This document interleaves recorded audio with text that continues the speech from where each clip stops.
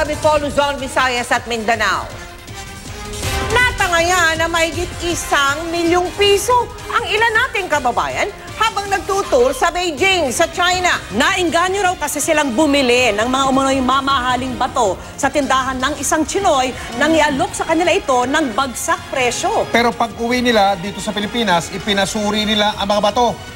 Abay, mga peki pala. Nakatutok si Emil Sumangil, eksklusibo. 4 na araw nag-tour sa Beijing, China ang nasa 30 Pinoy na empleyado ng isang insurance firm na nakabase sa Metro Manila.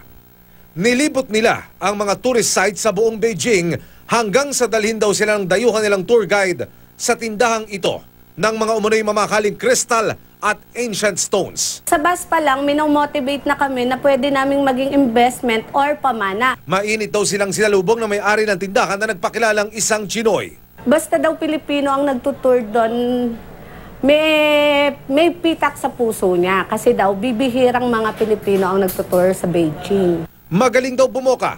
Pinainom niya kami ng tea, then parang as a token of appreciation na napunta kami sa store niya, nagbigay siya ng sample jade na pwede naming i-change sa amin. Yung parang pinaka-pendant. Kaya naengganyo silang bumili ng umano'y mga bagsak presyong jade gemstones. Ang set na ito, 1.3 million pesos daw ang presyo, pero binenta lang daw sa halagang 300,000 pesos. Ang kristal na ito, 400,000 pesos daw ang halaga. Pero pinabayaran lang daw ng mahigit 70,000. At ang mga gemstone na mahigit 100,000 pesos, binigay lang daw sa kanila dahil sa dami ng kanilang napamili. Di raw nagduda ang mga biktima noong una dahil lahat ng bato may kalaki pa raw na Certificate of Precious Stone Identification. Ang laki-laki ng kumpanya, naka-escalator pa nga. So, hindi mo aakalaing ganon na manloloko. Pero pag uwi nila sa Pilipinas at ipasuri sa mga lehitimong jewelry store ang kanilang mga nabili, lumabas na peke. Masayang-masaya pa kami dahil parang yung experience namin, nakamura na kami and masaya. So, nung ma-search sa internet, saka lang namin nalaman na marami na palang ganung pangyayari. Na hindi lang pala kami ang una. Sa kabuuan, mahigit 1 milyong piso raw ang natangay mula sa mga biktima. Hard-earned money namin yun.